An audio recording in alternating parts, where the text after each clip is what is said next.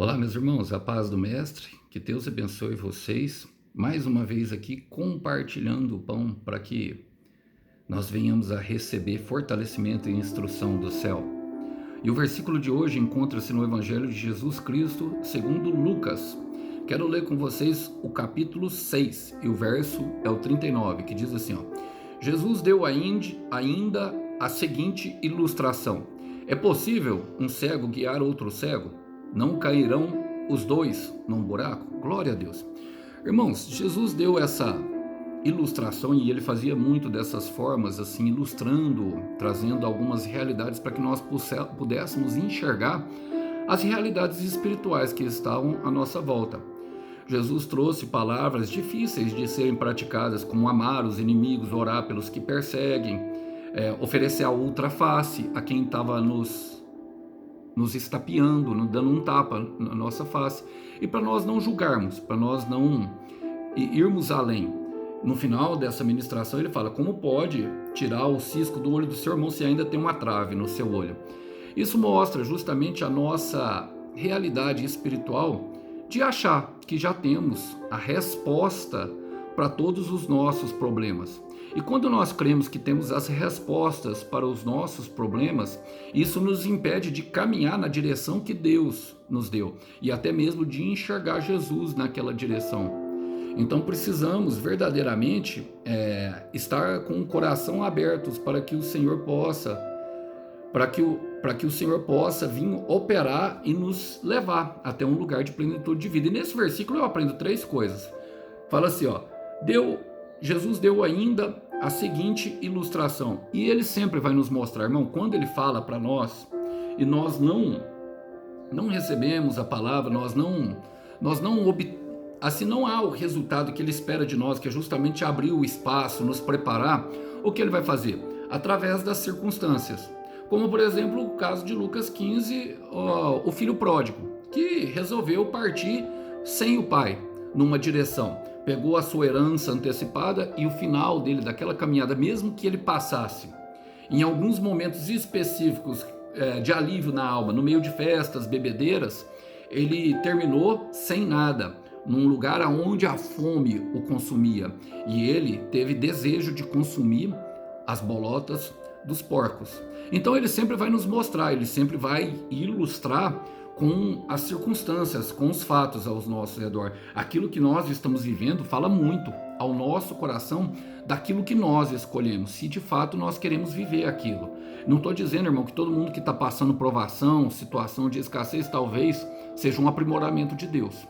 Mas se eu tenho uma vida com Deus de oração e sei que estou no caminho do propósito, então provavelmente é uma provação. Mas se não, irmão, provavelmente é consequência. E precisamos ver o que nós temos colhido para sabermos as sementes que nós temos plantado, que é justamente as atitudes que eles estavam falando ali sobre Jesus, para não julgar, para amar quem é difícil de ser amado, para não condenar a caminhada do irmão.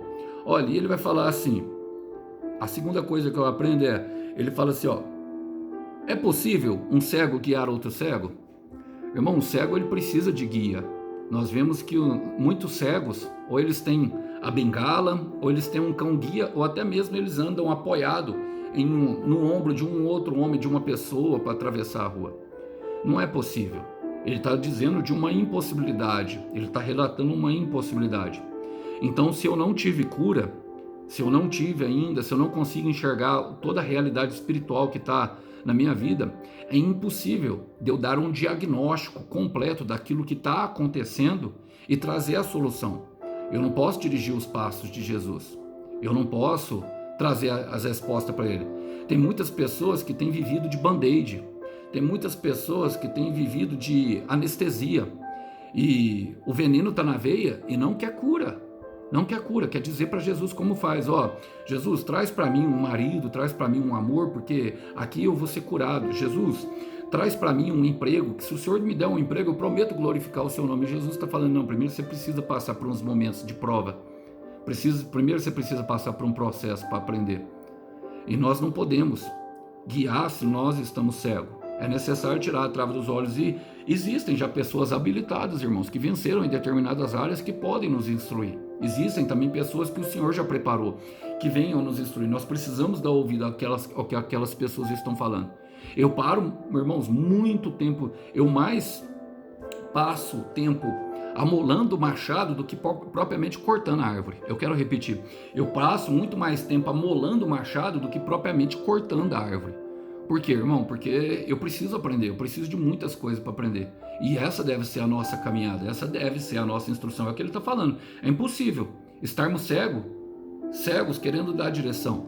E olha, ele vai dizer, para terminar, a terceira coisa que eu aprendo, ele fala: não cairão os dois num buraco? Ou seja, irmãos, se resolvermos e se assim nós nos apoiarmos nas nossas próprias escolhas ou influências que não venceram nada na vida e querem dirigir os nossos passos, um abismo estará logo ali na frente nos esperando. Salmo 42, versículo 7 diz que um abismo chama outro abismo. Eu quero repetir, um abismo chama outro abismo. E muitas das pessoas que eu ministro, no meu particular, que eu discipulo, um conselho que eu sempre dou, eu falo, que eu vejo que a pessoa está ruim, eu falo: você precisa parar um tempo com tudo que você está fazendo. Até mesmo com o trabalho, irmão. Muitas vezes eu passei por essa experiência, fiquei 5 anos sem trabalhar, irmão, me curando, me restaurando com o Senhor. Fui internado numa clínica de recuperação. Você precisa parar um tempo para cuidar de você. Nós não vamos conseguir dirigir a nossa vida se está tudo destruído.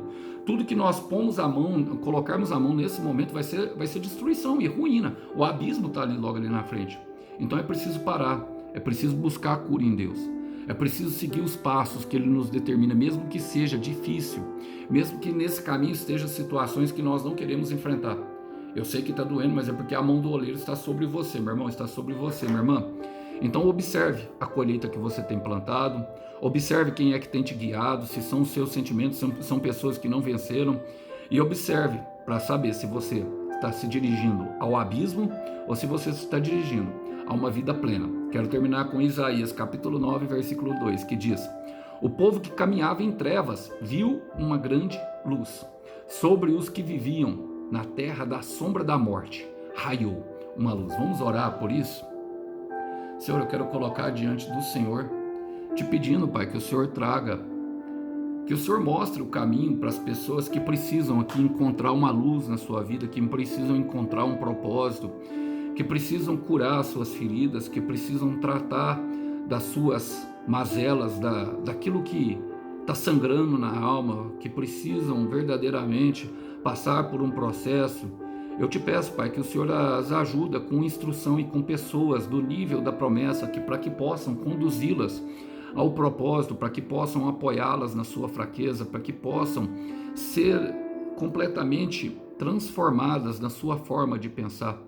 Ajuda elas, Pai, com pessoas, homens e mulheres de Deus que estão cheios do Espírito Santo e que possam ajudar de forma sem julgar, sem querer dominar, sem querer ali, Pai, se utilizar desse meio para poder tomar o controle. Não, Pai, nós não estamos aqui para isso. Ajuda também essas pessoas que estão passando pelo processo a ter discernimento disso e identificar o mal através mesmo até daqueles que talvez estendam a mão, mas não tem aparência de caridade, tem pele de humilde, mas a alma é arrogante. Ajuda-nos, Pai, a enxergar além daquilo que se vê.